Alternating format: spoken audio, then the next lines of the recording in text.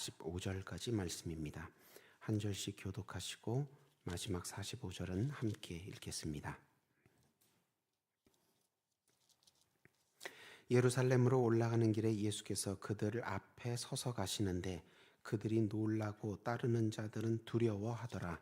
이에 다시 12제자를 데리시고 자기가 당할 일을 말씀하여 이르시되, 보라, 우리가 예루살렘에 올라가노니 인자가 대제사장들과 서기관들에게 넘겨지매 그들이 죽이기로 결의하고 이방인들에게 넘겨주겠고 그들은 능욕하며 침뱉으며 채찍질하고 죽일 것이나 그는 3일 만에 살아나리라 하시니라. 세베대 아들 야고보와 요한이 여쭤오되, 선생님이여, 무엇이든지 우리가 구하는 바를 우리에게 하여 주시기를 원하옵나이다. 이르시되, 너희에게 무엇을 하여 주기를 원하느냐? 여쭤오되, 왕중에서 우리를 하나는 주의 우편에 하나는 좌편에 앉게 하여 주옵소서.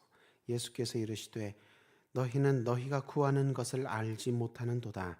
내가 마시는 잔을 너희가 마실 수 있으며 내가 받는 세례를 너희가 받을 수 있느냐? 그들이 말하되, 할 수 있나이다.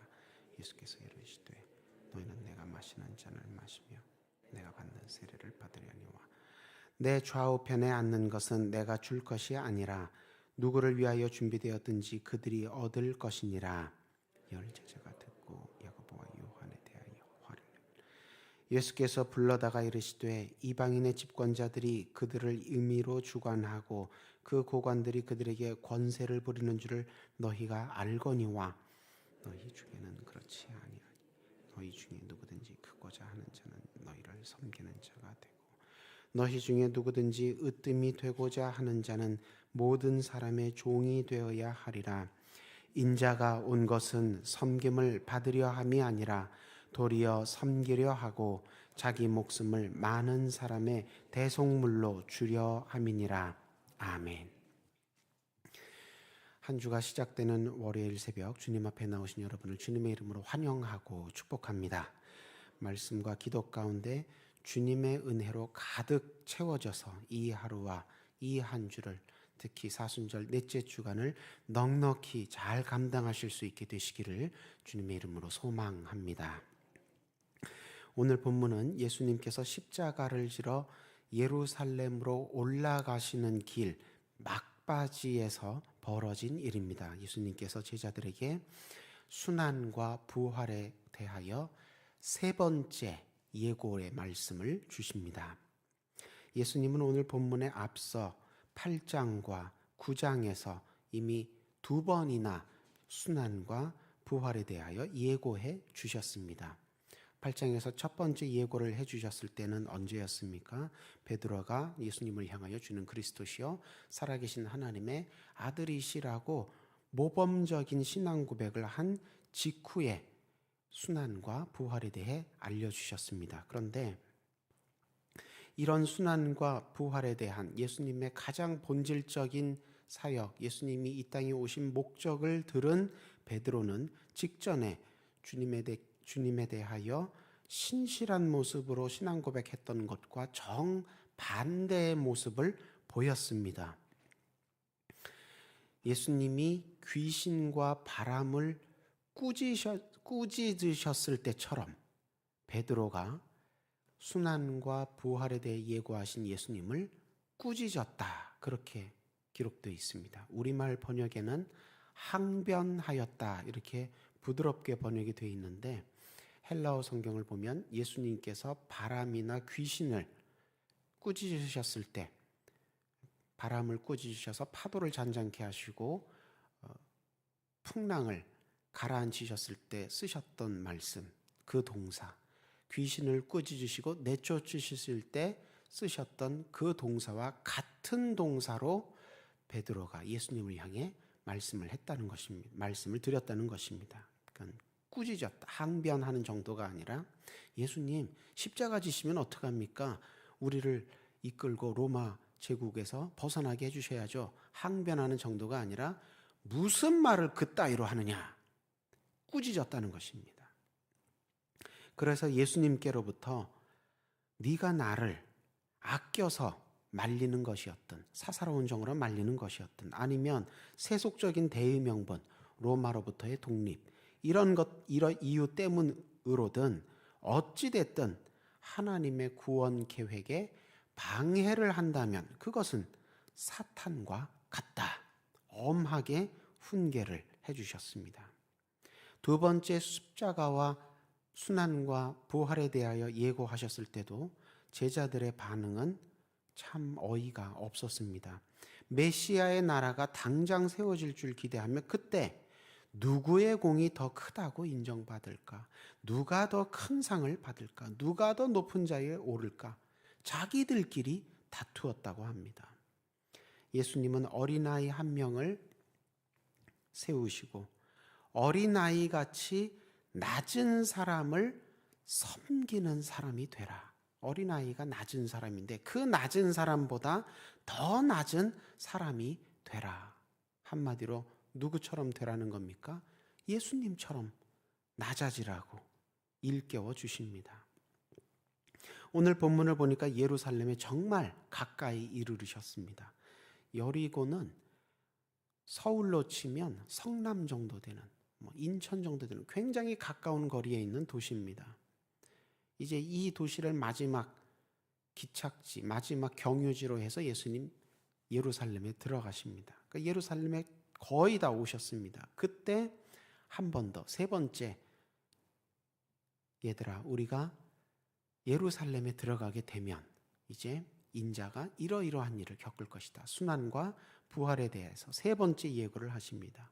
그런 예고를 자꾸 해주시는 이유는 믿음으로 잘 준비하여서 놀라지 말고 당황하지 말고 메시아로서 십자가 사역 감당할 때 너희도 기도하며 함께 나를 도우라는 믿음의 동료, 격려였습니다. 그런데 제자들은 같은 말씀을 세 번이나 들었는데도 여전히 마음이 콩밭에 가 있습니다. 두 제자가 따로 예수님을 찾아오더니 무엇을 부탁합니까? 좌의정, 우의정짜리를 청탁합니다. 메시아의 나라, 당신의 영광이 임할 때에 우리를 한 사람은 오른쪽, 왼쪽에 앉혀주십시오. 좌의정, 우의정짜리 달라는 겁니다. 이 얘기를 옆에서 들은 나머지 10 제자들은 화를 냅니다. 어떻게 너희가 그런 새치기를 할 수가 있느냐? 같이 따라다닌 어떻게 우리를 제치고 너희가 앞서려고 하느냐? 예수님은 이런 제자들을 향해서 메시아는 어떤 존재인지 무슨 일을 하러 오셨는지에 대해 짧고 굵게 정리를 해서 알려주시는데 이것이 마가복음을 포함해서 초대교회 공동체의 신앙 고백과 같습니다. 44절 45절입니다. 너희 중에 누구든지 으뜸이 되고자 하는 자는 모든 사람의 종이 되어야 하리라. 인자가 온 것은 섬김을 받으려 함이 아니라 도리어 섬기려 하고 자기 목숨을 많은 사람의 대속물로 주려 함이니라. 예수님께서 내가 누구고 무슨 일을 하러 왔다 이렇게 말씀을 해주셨다는 것은 이와 같은 메시아로 나를 믿으라는 것입니다. 그리고 이 말씀은 예수님을 믿는 너희라면 예수님과 같이 너희가 믿는 나와 같이 그런 사람이 되어야 하고 나와 같이 그런 일을 하여야 한다. 예수님과 같은 존재, 예수님과 같은 일을 해야 한다는 선교 명령, 윤리 강령을 주신 것입니다. 나는 이러이러한 일을 하기 위해서 이러이러한 메시아로 왔으니 그렇게 나를 믿고 너희도 나의 길을 똑같이 따라오라. 그 뜻입니다. 그러나 제자들은 하나님 아버지와 독생자 예수님께서 계획하시고 시작하시고 성취하시려는 것이 무엇인지에 대해서는 무관심했습니다. 그러면서도 자신들의 욕망, 자신들의 이상이 실현되기는 끔찍이 바랍니다. 3번이나 예수님 그렇게 하지 마시고 로마로부터 독립이요. 이 세상에서 성공과 출세요. 이걸 해달라고요. 계속해서 예수님과 실랑이를 벌입니다. 제자들의 이런 모습을 보면서 사순절 넷째 주간 우리를 돌아보게 됩니다. 우리의 신앙생활은 어떻습니까? 우리의 기도 제목은 어떻습니까? 주님과 정말 공감하고 공명하며 주님과 같은 길을 따르고 있습니까?